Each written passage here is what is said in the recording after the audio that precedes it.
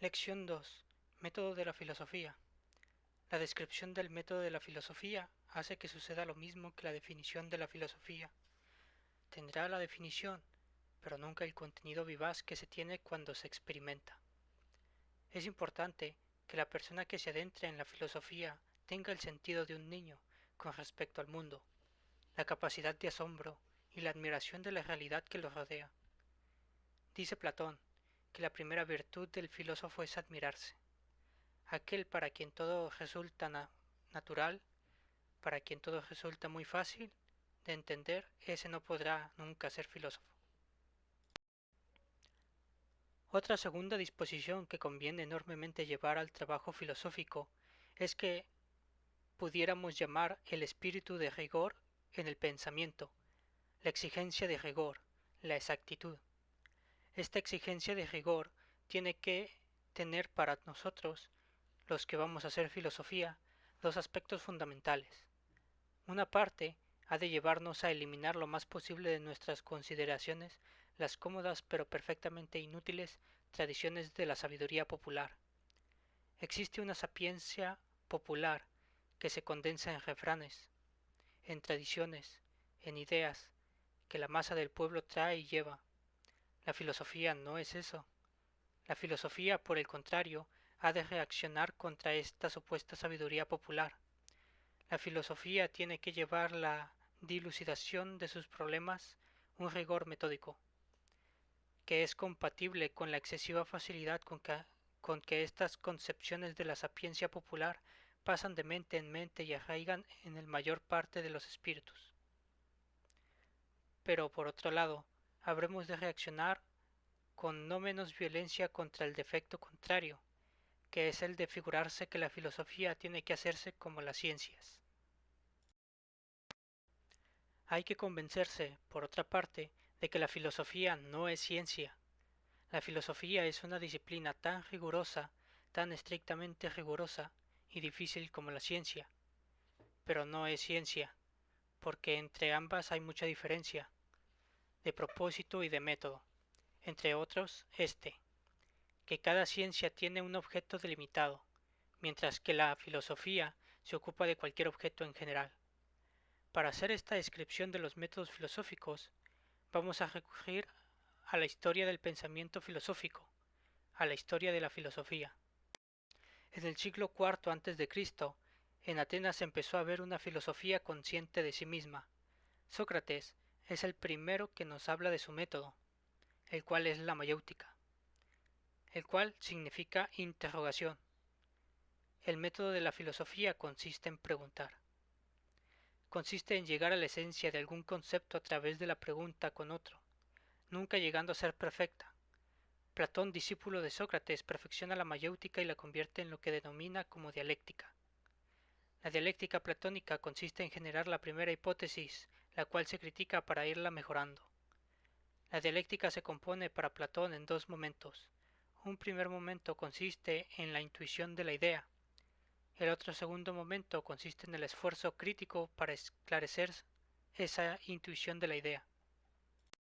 De modo que cuando ponemos ante la necesidad de resolver un problema, cuando sentimos esa admiración que Platón encomía tanto, lo primero que hace el espíritu es lanzarse como un flechazo, como una intuición que se dispara hacia la idea de la cosa, hacia la idea del misterio que se tiene delante. Pero esa primera intuición que se dispara hacia la idea de la cosa es una intuición torpe, y entonces viene la dialéctica, en su segundo momento, que consiste en que los esfuerzos sucesivos del espíritu por intuir, por ver, las ideas acercándose cada vez más a la meta, pero nunca llegando. Esto lo expone Platón de una manera viva, interesante a través de un mito. Para explicar su pensamiento de la intuición, de la idea y la dialéctica que nos conduce a depurar esta intuición, emplea el mito de la reminiscencia. Las almas humanas, antes de vivir en este mundo y alojarse cada una de ellas en un cuerpo de hombre, vivieron en otro mundo. Vivieron en el mundo en donde no hay hombres, ni cosas sólidas, ni colores, ni olores, ni nada que transite y cambie, ni nada que fluya en el tiempo y el espacio. Vivieron en un mundo de puras esencias intelectuales, en el mundo de las ideas.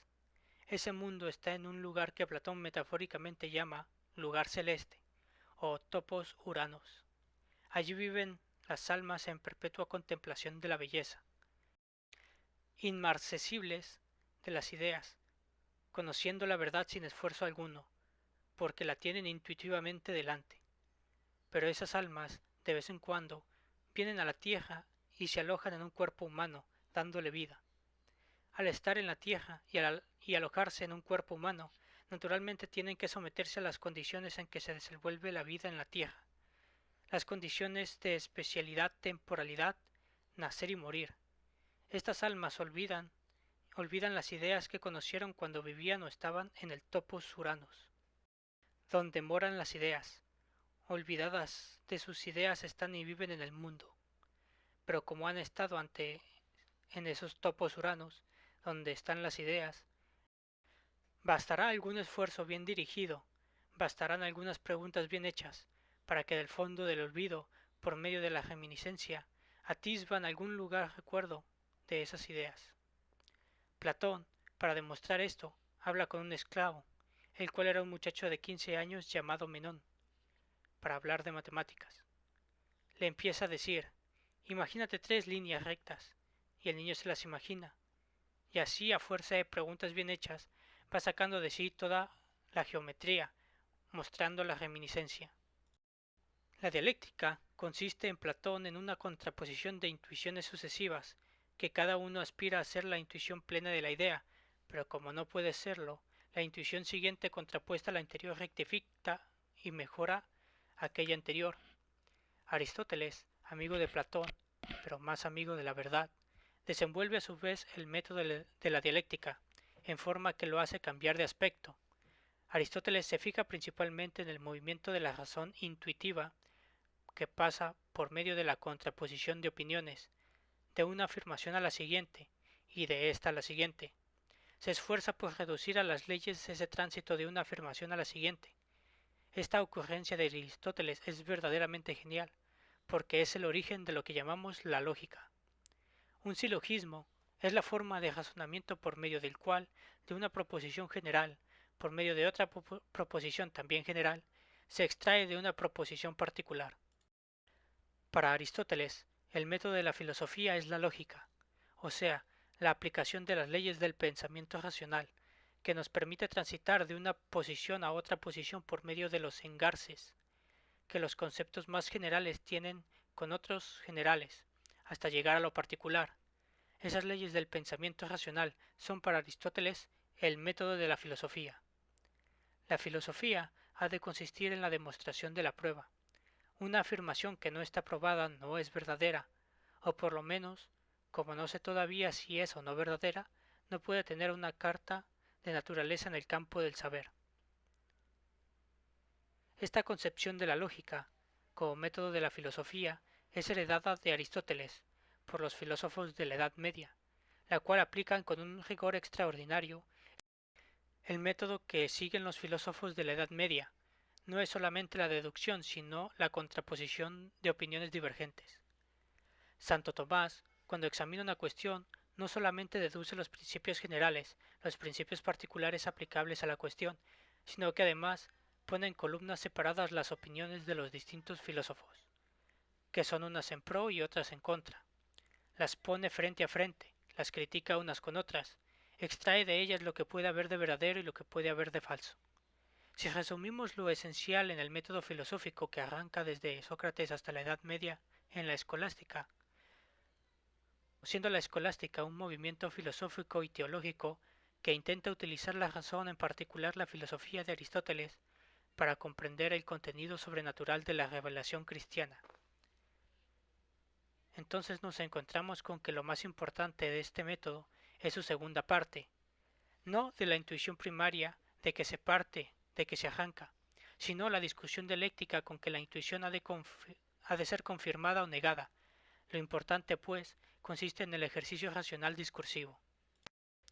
A partir del Renacimiento, y muy especialmente a partir de Descartes, el método cambia completamente de cariz, y la verdad ya no es con demostración, sino que es separada del problema hasta llegar a la intuición, a lo evidente.